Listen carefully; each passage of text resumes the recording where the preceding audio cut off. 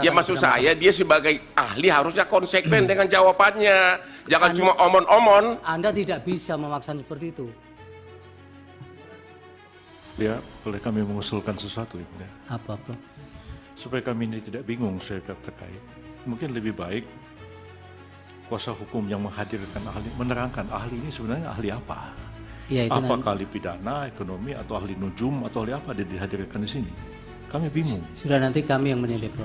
Majelis Tentang pemberantasan tindak pidana korupsi yang berbunyi, setiap orang yang dengan tujuan menguntungkan diri sendiri atau orang lain atau suatu korporasi menyalahgunakan kewenangan, kesempatan atau sarana yang ada padanya karena jabatan dan kedudukan yang dapat merugikan keuangan negara dan atau perekonomian negara dipidana dengan pidana penjara seumur hidup atau pidana penjara paling singkat 1 tahun dan paling lambat 20 tahun. Paling lama 20 tahun.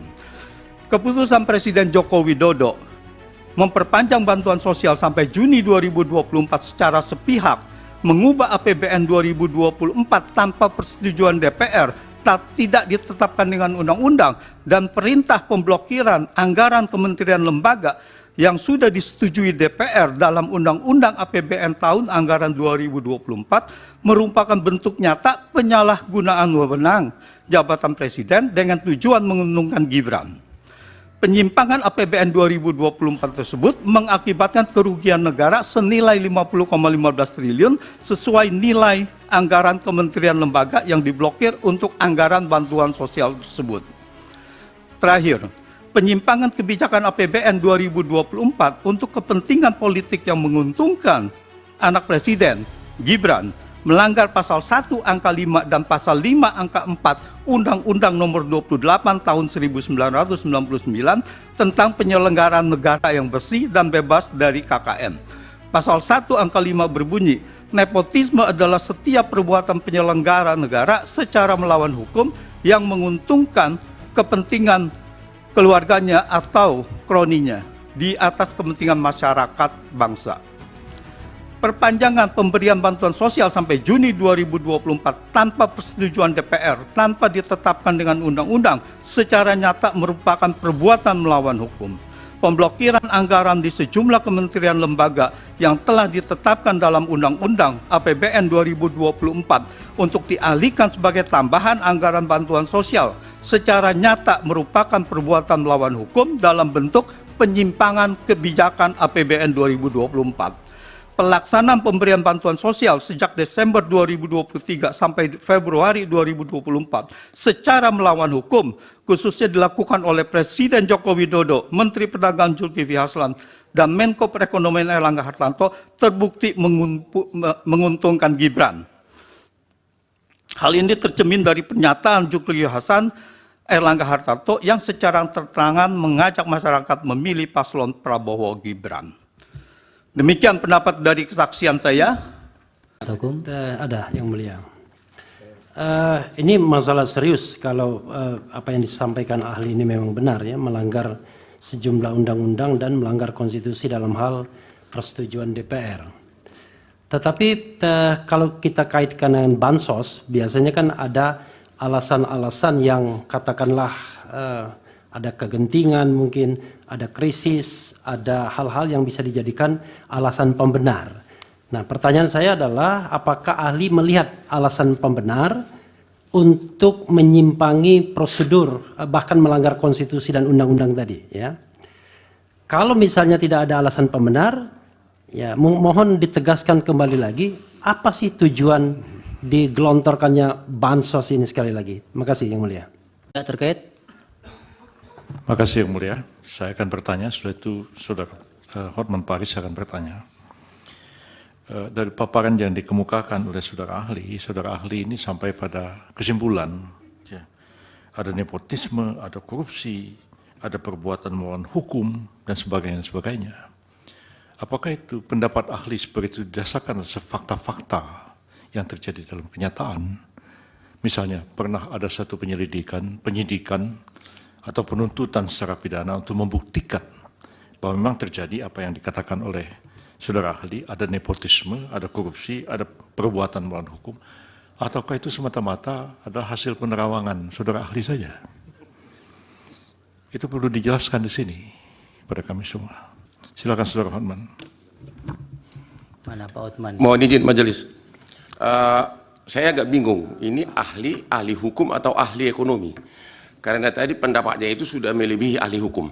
Pertanyaan saya, sekiranya pun benar tuduhan Anda, Jokowi melakukan tindak pidana korupsi, Jokowi melakukan pelanggaran undang-undang APBN, Jokowi melanggar tidak minta persetujuan dari DPR. Pertanyaannya, dan oleh karena itulah pemohon mengatakan pemilu dibatalkan dan diulang.